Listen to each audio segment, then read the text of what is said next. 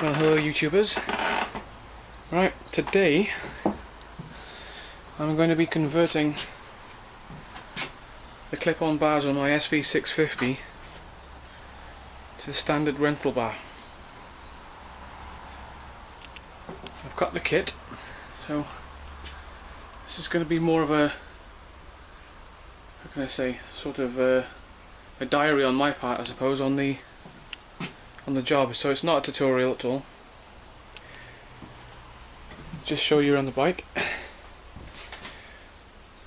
Lovely little bike, but lately my wrists have been copping it, so decided to go ahead, bite the bullet and get the kit. And this is what I'm going to do. I'm going to fit it and hopefully everything will go smoothly. I have heard that you can convert the original top yoke just by adding the risers and putting support washers underneath, but it's still very, very thin. I think there's even less than 6mm thickness there. It's really thin. So I've got to change the top yoke. I've got to take off the clip-ons, undo the ignition barrel. Grips have got to come off. This has got a throttle slide, so that'll come off. I've also got to reroute the clutch cable. I've got a, what should be in the kit, a brake line kit, which is a braided hose kit. It's a 2-line kit, so interesting to see how that works. But that's the bike to start with. And this is the kit. Basically, bought my own brake fluid, which you're going to need to do the brake lines. So, dot 4 there for the SV650. Got that to one side. Had to buy my own rentals, which is the it's the 758 rental bar. It's the ultra low. I've got another bar up there, but I think it might be a bit too high for the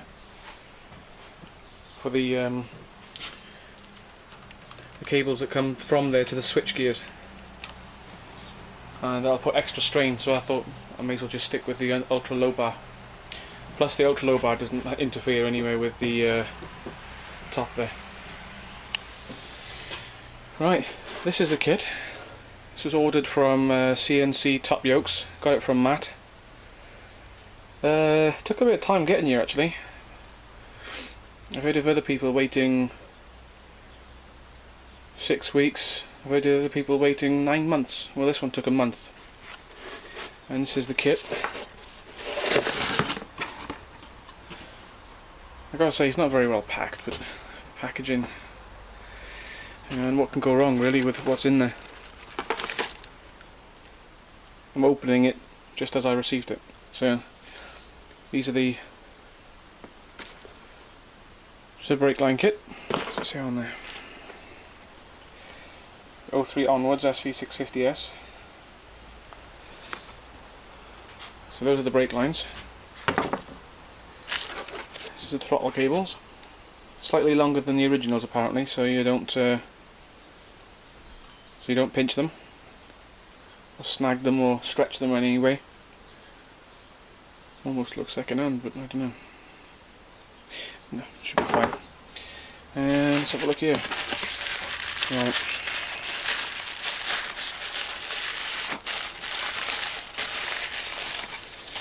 It's wrapped up in this tissue. Okay. There's the banjos. The bolts. And there's the copper washers for sealing. Spaces I imagine for the ignition barrel. This is my first time doing this, by the way, so I have no idea what to expect.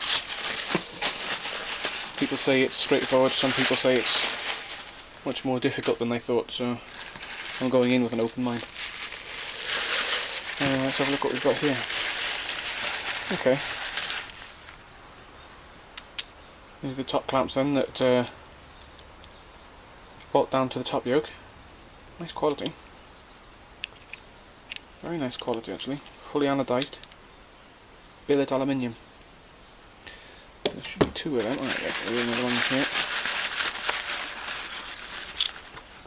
There we go, there's two of them. This should be a top yoke. No clutch cable. I was told there was going to be a clutch cable in the kit. That's not here, so I'm going to have to try and do something about rerouting my original. Oh, it might be alright. Reroute it around the back end. Oh, we'll see how it goes. If not, I'll have to get in touch with Matt again.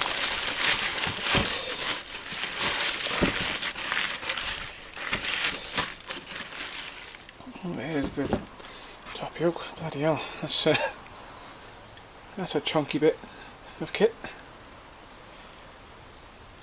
Expected a hollow there somewhere, but it's not. It's one big chunky piece of billet aluminium that's been anodized. That's heavy as well. That is really thick. So much thicker than the original.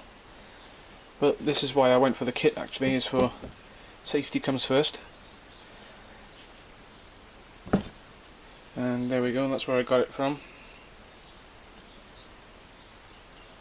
CNC top yokes. Now be warned, if you do order one of these kits, be prepared to wait, and be prepared not to get much of an answer when you actually want to find out where your stuff is and how long it's going to take. Because I've only got about 2 or 3 answers and I started losing hope. One of the other things I would say is, one thing I did regret is not sending payment with PayPal or credit card. I took advantage of the 10% discount and sent it through Bax. Unfortunately, you've got no safe harbour with that way of payment, and if you don't get the parts, you don't get your money back either. So pay by credit card. It's worth it for the extra 10%, or use PayPal. At least then you've got a leg to stand on if nothing turns up. I was lucky at this time, and after roughly 4 weeks everything's turned up. I say everything, maybe there's 1 or 2 things missing.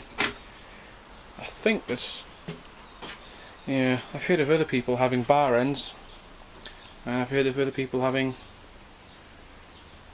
that bracket there which changes the position of the brake reservoir. I think somewhere I did have I've got bar ends somewhere. Oh, let's have a look. There we go. These are just temporary, but they were cheap, so I thought, well, I'll see what they're like. I think they were only about 3 or 4 quid on eBay. Not very heavy though. But that's the bar end that you need for the rental bars. So I think I've got what I need to carry on. So I'm going to make a start now, and I'll get back to you in the next step. Like I said, this is not a tutorial, this is not a how-to or anything like that. This is, I'm just documenting everything so others can look at what's involved and how you get on as a person that's never done this sort of job before. Right, let's get on with it. Right, we're a few steps in now at the moment. I've taken off the side covers and taken off the main seat. That's so we can flip the tank up this way to get to the electrics and all the gubbins underneath the tank afterwards. What I have been doing is taking off a grip. There's quite a bit of glue underneath, so that can take a little bit of time getting it off. I used a tin of WD-40 with the red straw and just fed it up the inside, sprayed it and worked it loose. But as soon as you get the grip off, go and wash it properly, otherwise the WD-40 will start to eat away at the rubber. So WD-40 is good for a lot of things, but it's not good for rubber. So get them washed straight afterwards and you'll be fine. So I've undone the top nut, make sure you've got something protecting your tank, because if you do slip you're going to scratch it quite bad. So I've taken the top yoke off, the original top yoke, loosened the nut there and the two nuts either side, lifted it off, and there are two security studs there. I think they're T40 Torx. Just bear that in mind if you're going to do this job, that you're going to need that.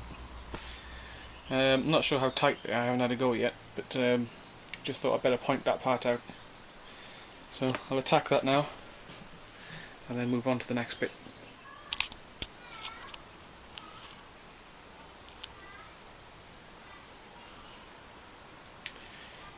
Well, I've moved along to the next step. As you can see, I've got this clip off, it's clip on off. I've taken security T40 Torx out of the ignition barrel, and I've raised the tank, and I've taken the airbox off. The airbox is an absolute nightmare to get off. So many pipes and sensor plugs, as you can see. The worst I found is the screw which holds the boot on for the airbox on this side, because it's just so inaccessible. You have to undo most of the things around it first, then that screw, and then you can only just about feed a long screwdriver through just to get to that, like a jubilee if you like. Once that's off, everything comes off quite simple, but absolute nightmare to get off. And I think it's going to be double as hard to get back on. There we go, we're getting there slowly. What I'm going to do is put a few rags on the top of there, just so I don't drop anything in. And I'm going to see if I can get to these throttle cables, because they need to be taken off. As you can see right there, those throttle cables need to be taken off and put to one side, and the new ones need to be put on. Some people have said it's almost impossible to get them off with the carbs in situ. I don't want to remove the carbs, so I'm going to, throttle bodies should I say, fuel injection, so there's no carbs on this. We'll give it a go. I'll get back to you shortly with a small update. There we go. Right, I've just taken off the right hand clip on and all the switch gear. I've also taken the throttle housing off and the throttle tube.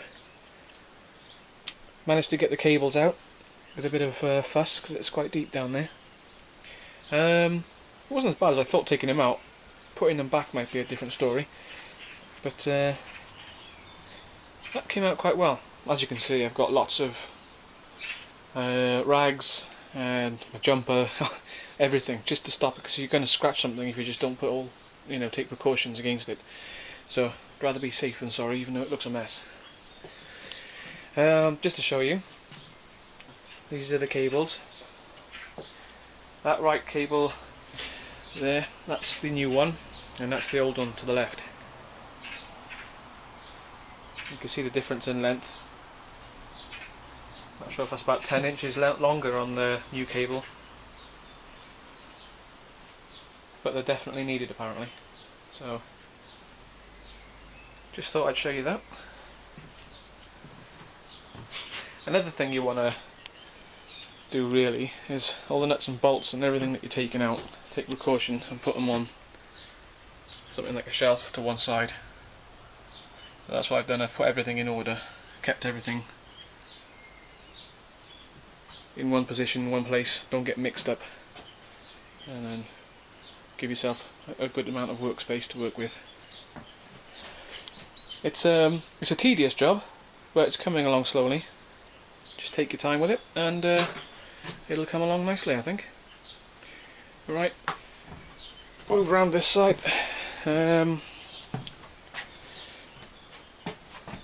Yeah, next step now is to maybe reroute some of the electrical cable through the side of the frame, and some on this side of the frame here. I think there's a hole there coming through the frame, so give that a shot, and I'll offer up the top yoke in a minute just to see how things look. Right, another little update for you. been quite a few hours now since I've been doing this, but it's a slow, tedious job. Basically, I've had to reroute cables, and I've actually fed the throttle cables through the original power cables that come through to the switch gears, and they've had to come through that gap without snagging or twisting or being fed or wrapped around any of the electrical cables. So they've had to be fed nicely in there, and I'll nip them up after when I've got the right throttle response really to it. Not too tight, not too loose, it's supposed to be just right, so I'll do that later. Rags I put in there, making sure nothing goes down. The cables that have come out of here, they are a nightmare, because right down in there you have to pull all those cables out of there, disconnect them from the plugs, because they're wrapped around this bar from the outside here. So there's 3 cables there. There's one for the ignition, there's one for the right switch gear, and there's one for the left switch gear. So what I've done is I've taken them out from that route down here and fed it back through underneath, and that gives you maybe an inch and a half again of play. Now as you can see, that's come through quite a bit now. I've got loads of play on there, and once that's on, that should be nice there. We'll see. What else was it? I've got the throttle on. That was a bit of a pain. The cables that come with it, one of the ends of the throttle cable wasn't fitting the throttle slide properly, so I had to very, very slightly drill out that so it had some free play, and now that's twisted nicely now. I can show you. It's not easy when I've got the camera in my hand.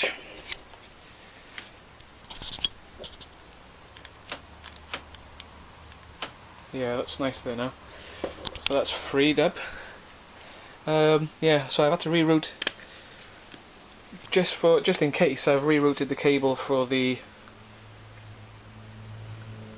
ignition as well, just in case there's no clearance there. It's better to do that now than it being too late and then having to take it all apart again. So yeah, I mean, it's not brilliant, it's not tidy, but with the amount of clearance you've got there, there's not much you can do.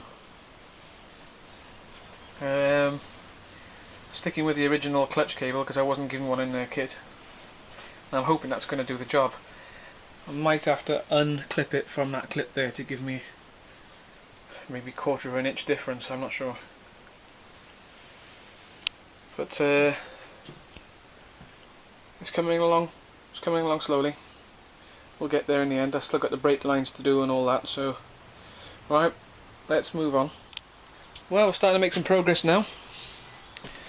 Got all the electrics done.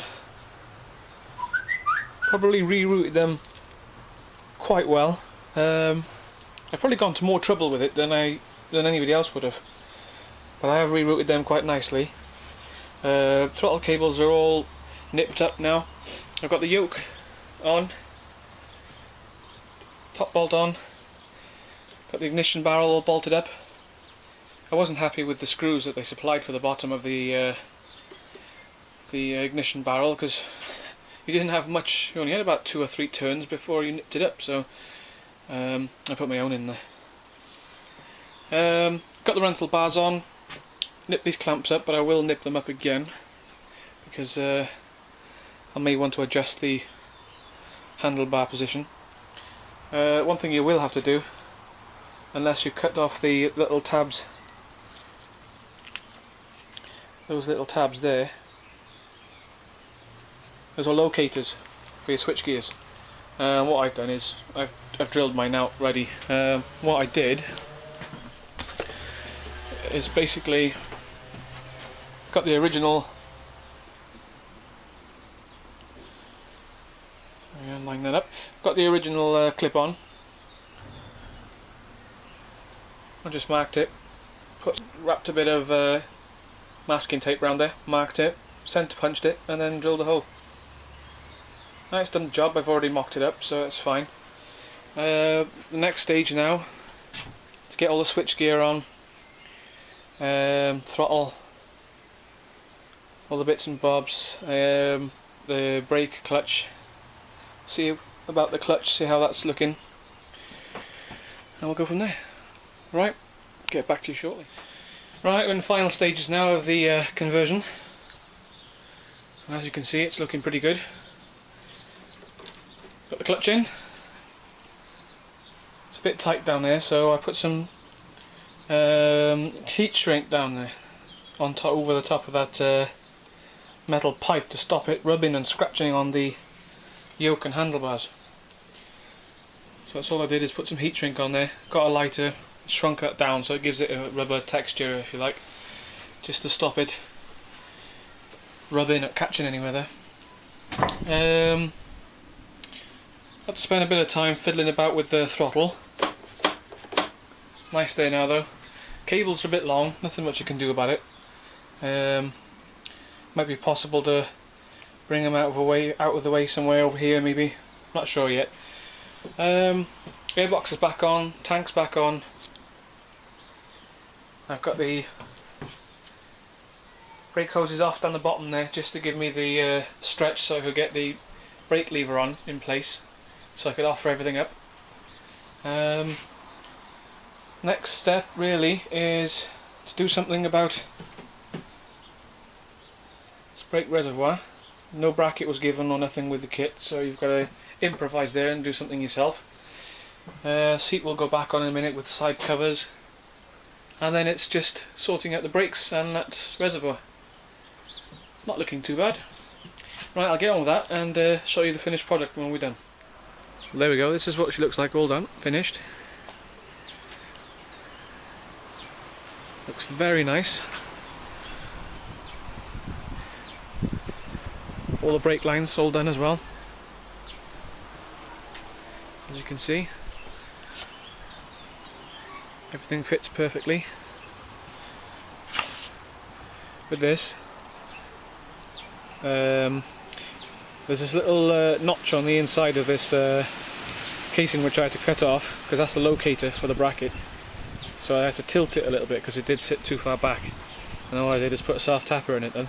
That worked out fine, and it's bolted to the bars then as well. So that looks nice. Got the braided kit on, as you can see. Bolts its way down there. They're a bit long, so you have to feed them in nicely. But there's the part that goes right down. But all in all, I think that looks quite tidy.